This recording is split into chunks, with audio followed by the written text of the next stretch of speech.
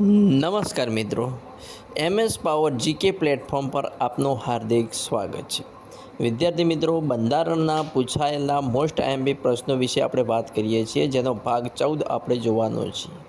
તો વિદ્યાર્થી મિત્રો, સમયને માન આપી શરૂઆત કરીએ આજના ભાગ 14ની. જોઈએ પ્રશ્ન નંબર 326. ધરપકડ કરાયેલ વ્યક્તિને ધરપકડથી 24 કલાકમાં નજીકના મેજિસ્ટ્રેટ સમક્ષ રજૂ કરવાની જોગવાઈ એ સંવિધાનના કયા અનુચ્છેદમાં જણાવવામાં આવેલ છે? તો આપણો જવાબ રહેશે ઓપ્શન એ, અનુચ્છેદ 22માં જણાવવામાં આવેલ છે. અનુચ્છેદ 22માં જણાવવામાં આવેલ છે કે ધરપકડ સામે સુરક્ષાનો અધિકાર, વ્યક્તિની કારણ વગર ધરપકડ ના કરી શકાય અને ધરપકડ થઈ હોય તો 24 કલાકમાં મેજિસ્ટ્રેટ સમક્ષ હાજર કરવો જરૂરી છે. જોઈએ નેક્સ્ટ પ્રશ્ન. ભારતીય બંધારણમાં કેન્દ્ર અને રાજ્યો વચ્ચે સત્તાના સ્પષ્ટ વિભાજનની કેટલી યાદીઓ મૂકવામાં આવી છે? તો આપણો જવાબ રહેશે ઓપ્શન બી, 3 યાદીઓ મૂકવામાં આવી છે. ભારતીય બંધારણમાં કેન્દ્ર અને રાજ્યો વચ્ચે સત્તાના સ્પષ્ટ વિભાજનની 3 યાદીઓ મૂકવામાં આવી છે. નેક્સ્ટ પ્રશ્ન. ભારતના સંવિધાનના અનુચ્છેદ 101ની જોગવાઈ પ્રમાણે જો સંસદના કોઈપણ ગૃહનો સભ્ય ગૃહની અગાઉથી પરવાનગી લીધા સિવાય કેટલા દિવસ ગૃહની તમામ બેઠકોમાં ગેરહાજર રહે તો ગૃહ તેની બેઠક ખાલી જાહેર કરી શકે છે? તો આપણો જવાબ રહેશે ઓપ્શન બી, 60 દિવસ. ભારતના સંવિધાનના અનુચ્છેદ 101ની જોગવાઈ પ્રમાણે જો સંસદનો કોઈપણ ગૃહનો સભ્ય ગૃહની અગાઉથી પરવાનગી લીધા સિવાય 60 દિવસ ગૃહની તમામ બેઠકોમાં ગેરહાજર રહે તો ગૃહ તેની બેઠક ખાલી જાહેર કરી શકે છે. નેક્સ્ટ પ્રશ્ન. અંદાજપત્રને કોણ તૈયાર કરે છે? અંદાજપત્રને કોણ તૈયાર કરે છે? તો મિત્રો, અંદાજપત્ર રજૂ કરતા પહેલાં થોડા દિવસ અગાઉ ભારતના નાણાપ્રધાન આર્થિક સમીક્ષા સંસદ સમક્ષ રજૂ કરે છે. આ આર્થિક સમીક્ષામાં અર્થતંત્રમાં ગત વર્ષ દરમિયાન થયેલા ફેરફારો તથા તેની પાછળના કારણો અને શક્ય અસરોનો ઉલ્લેખ કરવામાં આવે છે. ભારતમાં આર્થિક સમીક્ષા એક એવો દસ્તાવેજ છે જેમાંથી અર્થતંત્રને લગતી ઘણી વિગતો તેમજ વિકાસની દિશા અંગેની ઉપયોગી માહિતી મળે છે. અંદાજપત્ર રજૂ કરતી વખતે નાણાપ્રધાન તે અંગે પ્રવચન આપે છે. એ પ્રવચનમાં સરકારની નાણાકીય અને આર્થિક નીતિઓની ભૂમિકા આપવામાં આવી છે. આગામી નાણાકીય વર્ષમાં કરવેરા તથા સરકારના ખર્ચમાં કરનારા ફેરફારોની જાહેરાત કરવામાં આવે છે અને સરકારે અમલમાં મૂકવા ધારેલા કાર્યક્રમોની ઘોષણા કરવામાં આવે છે. તો અંદાજપત્ર કોણ તૈયાર કરે છે મિત્રો? તમને જવાબ મળી ગયો હશે.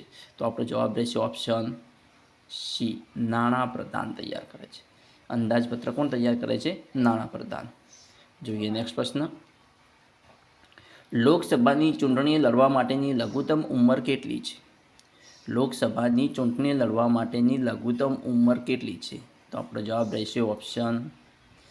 જો લાયકાત વિશે વાત કરીએ કે લોકસભાના સદસ્ય બનવા માટે ઓછામાં ઓછા પહેલાં તો કે 25 વર્ષની ઉંમર હોવી જરૂરી છે. તે ભારતીય નાગરિક હોવો જોઈએ. તે નાદાર કે માનસિક રીતે અસ્થિર જાહેર કરાયેલ ના હોવો જોઈએ. તેના પર કોઈ ગુનો નોંધાયેલ ના હોવો જોઈએ. તે કેન્દ્ર કે રાજ્ય સરકારમાં સવેતન હોદ્દો ધરાવતો ના હોવો જોઈએ. એટલે આપણો જવાબ રહેશે ઓપ્શન સી, 25 વર્ષ. લોકસભાની ચૂંટણી લડવા માટેની લઘુત્તમ ઉંમર કેટલી છે? 25 વર્ષની. નેક્સ્ટ વર્ષ. ભારતના બંધારણમાં કેટલા પ્રકારની કટોકટીનો નિર્દેશ કરવામાં આવ્યો છે? આપણો જવાબ જોઈએ તો કે રાષ્ટ્રપતિ, વડાપ્રધાન અને મંત્રીમંડળની ભલામણથી જ કોઈપણ પ્રકારની કટોકટીની જાહેરાત કરી શકે છે.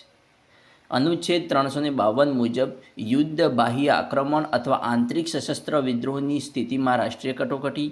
અનુચ્છેદ 356 મુજબ રાજ્યમાં બંધારણીય માળખાની નિષ્ફળતાના કારણે રાષ્ટ્રપતિ શાસન અને અનુચ્છેદ 360 મુજબ નાણાકીય કટોકટી. તો આપણો જવાબ રહેશે ઓપ્શન સી, 3. ભારતના બંધારણમાં કેટલા પ્રકારની કટોકટીનો નિર્દેશ કરવામાં આવ્યો છે? તો 3 પ્રકારની કટોકટીનો નિર્દેશ કરવામાં આવ્યો છે.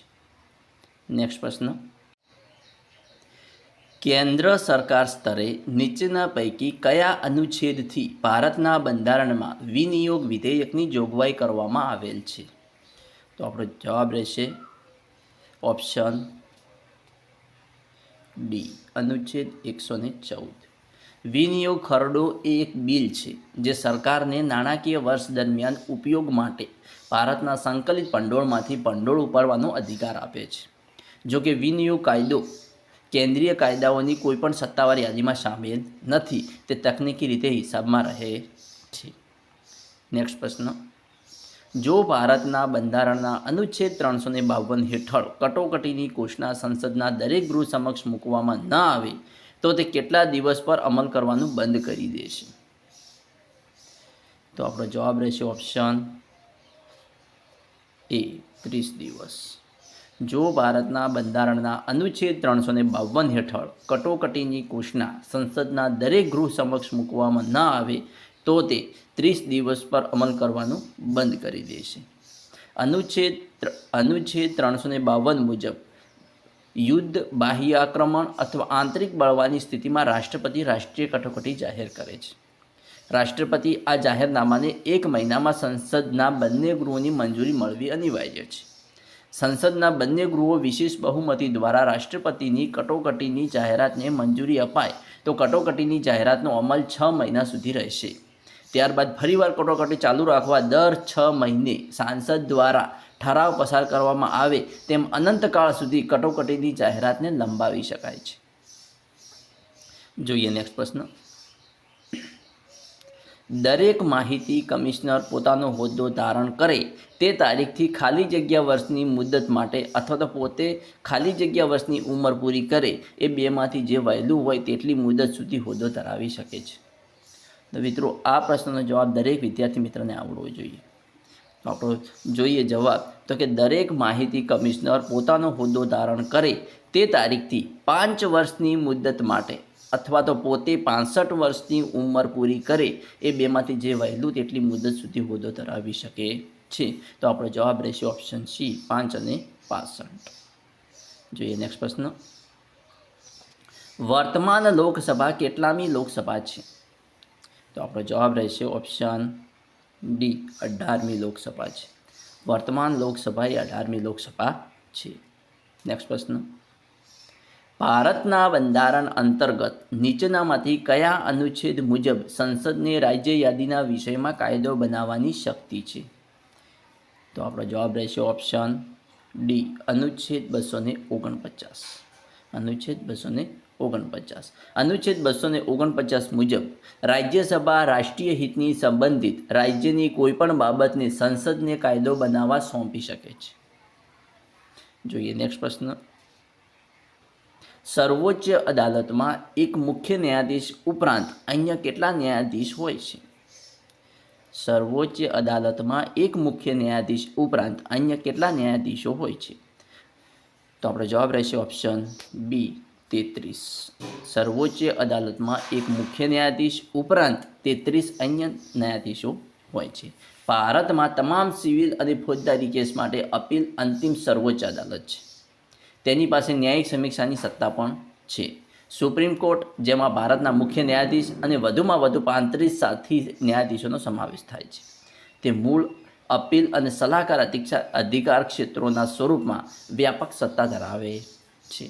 નેક્સ્ટ પ્રશ્ન. લોકપાલ શબ્દ સૌપ્રથમ કોના દ્વારા પ્રયોજવામાં આવ્યો? લોકપાલ શબ્દ સૌપ્રથમ વાર કોના દ્વારા પ્રયોજવામાં આવ્યો? તો આપણો જવાબ રહેશે option D, LM Singhvi. Lokpal શબ્દ સૌપ્રથમવાર LM સિંઘવી દ્વારા પ્રયોજવામાં આવ્યો. નેક્સ્ટ પ્રશ્ન. ગોવા, દમણ અને દીવ પોર્ટુગીઝ શાસનમાંથી ક્યારે મુક્ત થયા? ગોવા, દમણ અને દીવ પોર્ટુગીઝના શાસનમાંથી ક્યારે મુક્ત થયા? તો આપણો જવાબ રહેશે option C, December 1961. Goa, Daman અને દીવ એ ભારતીય પ્રજાસત્તાકનો એક કેન્દ્રશાસિત પ્રદેશ હતો, જેની સ્થાપના 1961માં પોર્ટુગીઝ ભારતની મુક્તિ બાદ થઈ હતી, જેના પ્રથમ રાજ્યપાલ મેજર જનરલ કેપી કેન્ડેથ હતા. 30 મે 1987ના રોજ ભારતીય સંઘમાં પ્રદેશના ગોવા ભાગને પૂર્ણ રાજ્યનો દરજ્જો આપવામાં આવ્યો હતો અને ડિસેમ્બર 2019 સુધી દમણ અને દીવ એક અલગ પ્રદેશ રહ્યા. જ્યારે તેને દાદરા અને નગર હવેલીમાં ભેળવી દેવામાં આવ્યું છે. જોઈએ નેક્સ્ટ પ્રશ્ન. ભારતના રાષ્ટ્રપતિ કેટલી વખત ફરીથી ચૂંટાઈ શકે છે? તો આપણો જવાબ રહેશે ઓપ્શન ડી, ગમે તેટલી વખત. 65 વર્ષની ઉંમર ના થાય ત્યાં સુધી રાષ્ટ્રપતિ ચૂંટાઈ શકે છે. જોઈએ નેક્સ્ટ પ્રશ્ન. રાષ્ટ્રના વડા તથા પ્રજાસત્તાકના પ્રથમ નાગરિક કોણ છે? રાષ્ટ્રના વડા તથા પ્રજાસત્તાકના પ્રથમ નાગરિક કોણ છે? તો આપણો જવાબ આવશે ઓપ્શન એ, રાષ્ટ્રપતિ. રાષ્ટ્રના વડા તથા પ્રજાસત્તાકના પ્રથમ નાગરિક રાષ્ટ્રપતિ છે. જોઈએ નેક્સ્ટ પ્રશ્ન. અનુસૂચિત જાતિઓ અને જનજાતિઓનો ઉલ્લેખ સંબંધિત રાજ્યના રાજ્યપાલની સલાહથી કોના આદેશ દ્વારા કરવામાં આવ્યો છે? અનુસૂચિત જાતિઓ અને જનજાતિઓનો ઉલ્લેખ રાજ્યના રાજ્યપાલની સલાહથી કોના આદેશ દ્વારા કરવામાં આવ્યો છે? તો આપણો જવાબ રહેશે ઓપ્શન એ, રાષ્ટ્રપતિ. કોના? રાષ્ટ્રપતિના આદેશ દ્વારા કરવામાં આવેલો છે. રાષ્ટ્રપતિનો આદેશ દ્વારા રાજ્યપાલની સલાહથી રાષ્ટ્રપતિ દ્વારા કરવામાં અનુસૂચિત અને અનુસૂચિત જનજાતિઓનો ઉલ્લેખ કરવામાં આવ્યો છે. જોઈએ નેક્સ્ટ પ્રશ્ન. લોકસભાના કુલ સભ્યોની સંખ્યામાંથી રાજ્યોમાંથી સીધા ચૂંટાયેલા કેટલા સભ્યો હોય છે? તો આપણો જવાબ રહેશે ઓપ્શન બી, 530 કરતાં વધુ નહીં. લોકસભાના કુલ સભ્યોની સંખ્યામાંથી રાજ્યોમાંથી સીધા ચૂંટાયેલા કેટલા સભ્યો હોય છે? તો 530 કરતાં વધુ નહીં. જોઈએ નેક્સ્ટ પ્રશ્ન. નીચેનામાંથી કોને સંવિધાનનો આત્મા માનવામાં આવે છે? તો આપણો જવાબ રહેશે ઓપ્શન બી, આમુખને. નીચેનામાંથી કોને સંવિધાનનો આત્મા માનવામાં આવે છે? તો આમુખને સંવિધાનનો આત્મા માનવામાં આવે છે. આપણું બંધારણ જે આદર્શો અને ધ્યેયો સિદ્ધ કરવા ઈચ્છે છે તેનું આમુખમાં વર્ણન કરાયેલ છે. આમુખ આપણા બંધારણ ઘડવૈયાનું માનસ સમજવાની ચાવી છે. કેશવાનંદ ભારતી કેસમાં સર્વોચ્ચ અદાલતે આમુખને મૂળભૂત માળખાના ભાગ તરીકે વર્ણવેલ છે. ભારતીય બંધારણનું આમુખ અમેરિકાના બંધારણના આમુખને વિશેષ મળતું આવે છે. આપણા બંધારણના 3જા અને 4થા ભાગની જોગવાઈઓ આમુખમાં વ્યક્ત કરાયેલા ધ્યેયો અને આદર્શોનું પ્રતિબિંબ છે. આપણા બંધારણથી ભારતમાં કલ્યાણ રાજ્ય સ્થાપવાનો હેતુ આમુખમાં સ્પષ્ટ કરાયેલ છે. સર્વોચ્ચ અદાલતે ભાસ્કરાન સ્ટેટ કેસમાં ઠરાવેલ છે કે દેશના સામાજિક માળખાને ધ્યાનમાં રાખી બંધારણ આમુખ તેમજ અન્ય જોગવાઈઓનું અર્થઘટન થવું જોઈએ. જોઈએ નેક્સ્ટ પ્રશ્ન. ભારતમાં 61માં બંધારણીય સુધારા દ્વારા કયા વર્ષમાં લોકસભા અને વિધાનસભામાં મતાધિકારની ઉંમર 21 વર્ષથી ઘટાડીને 18 વર્ષ કરવામાં આવી? તો આપણો જવાબ રહેશે ઓપ્શન ડી, 1989. લોકસભામાં 61માં બંધારણીય સુધારા દ્વારા 1989ના વર્ષમાં લોકસભા અને વિધાનસભામાં મતાધિકારની ઉંમર 21 વર્ષથી ઘટાડીને 18 વર્ષ કરવામાં આવી. 1951-52માં યોજાયેલ પ્રથમ ભારતીય સામાન્ય ચૂંટણીથી ભારતના બંધારણની કલમ 326 હેઠળ 21 કે તેથી વધુ વયના તમામ પુખ્ત નાગરિકો માટે સાર્વત્રિક મતાધિકારની સ્થાપના કરવામાં આવી હતી. અને 28 માર્ચ 1989ના રોજથી અમલમાં આવતા 61માં સુધારા દ્વારા લઘુત્તમ મતદાનની ઉંમર ઘટાડીને 18 વર્ષ કરવામાં આવી હતી. જોઈએ નેક્સ્ટ પ્રશ્ન. 73માં બંધારણીય સુધારા દ્વારા કયા અનુચ્છેદને પ્રભાવિત બનાવવામાં આવ્યો? 73માં બંધારણીય સુધારા દ્વારા કયા અનુચ્છેદને પ્રભાવિત બનાવવામાં આવ્યો? તો આપણો જવાબ રહેશે ઓપ્શન સી, અનુચ્છેદ 40ને. અનુચ્છેદ 40ને જે પંચાયતને લગતો છે. તો આપણો જોઈએ તો કે 24 એપ્રિલ 1993 બંધારણનો 73મો સુધારો અધિનિયમ 1992 દ્વારા પંચાયતી રાજની રચના કરીને પાયાના સ્તરેથી સત્તાનું વિકેન્દ્રણ કરવાની ઐતિહાસિક ઘડી હતી, જેનો અમલ તે દિવસથી જ કરવામાં આવ્યો હતો. ક્યારથી? 24 એપ્રિલ 1993થી. જોઈએ નેક્સ્ટ પ્રશ્ન. જાન્યુઆરી 1992માં વૈધાનિક સંસ્થા તરીકે રાષ્ટ્રીય મહિલા આયોગની સ્થાપના કયા હેતુઓથી કરવામાં આવી? જાન્યુઆરી 1992માં વૈધાનિક સંસ્થા તરીકે રાષ્ટ્રીય મહિલા આયોગની સ્થાપના કયા હેતુથી કરવામાં આવી? તો મિત્રો આપણો જવાબ રહેશે, જોઈએ તો કે મહિલાઓ માટે બંધારણીય અને કાનૂની સુરક્ષાઓની સમીક્ષા કરવી.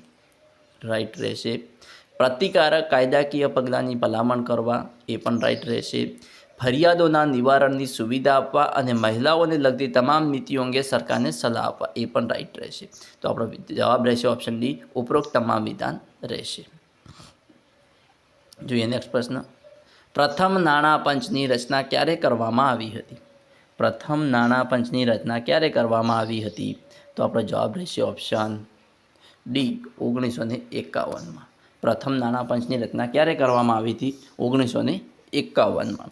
બંધારણમાં ભાગ 12ના અનુચ્છેદ 280 મુજબ રાષ્ટ્રપતિ દર 5 વર્ષે નાણાં પંચની રચના કરશે.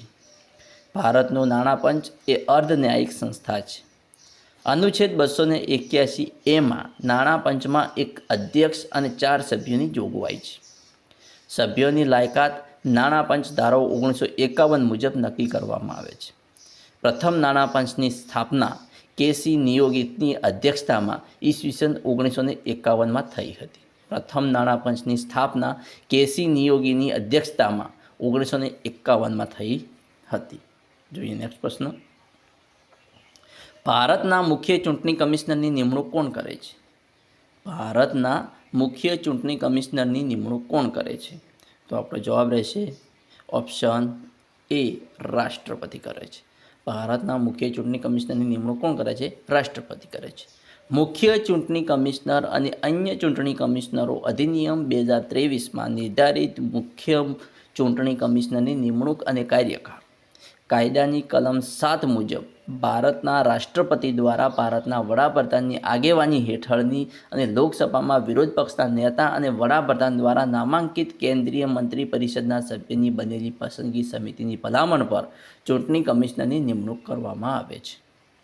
ચૂંટણી કમિશનરના સૌથી વરિષ્ઠ સભ્યને રાષ્ટ્રપતિ દ્વારા મુખ્ય ચૂંટણી કમિશનર તરીકે નિયુક્ત કરવામાં આવે છે. ચૂંટણી કમિશનર પોતાનો કાર્યકાળ સંભાળે તે તારીખથી વધુમાં વધુ 6 વર્ષની હોઈ શકે છે. જો કે ચૂંટણી કમિશનરના કાર્યકાળ પૂર્ણ થાય તે પહેલાં 65 વર્ષની ઉંમર પ્રાપ્ત કરે તો તે પદ પરથી નિવૃત્ત થાય છે. ચૂંટણી કમિશનરને મહાભિયોગની પ્રક્રિયા દ્વારા પદ પરથી દૂર કરી શકાય છે, જેમાં લોકસભા અને રાજ્યસભાના 2/3 બહુમતી હાજર રહેવાની અને તેના માટે મતદાન કરવાની જરૂર પડે છે. વિદ્યાર્થી મિત્રો, આવા અવનવા પ્રશ્નો જોવા મારી ચેનલને સબસ્ક્રાઈબ કરવાનું અને તમારા મિત્રો સાથે લિંક શેર કરવાનું ના ભૂલતા. Thanks for watching my video.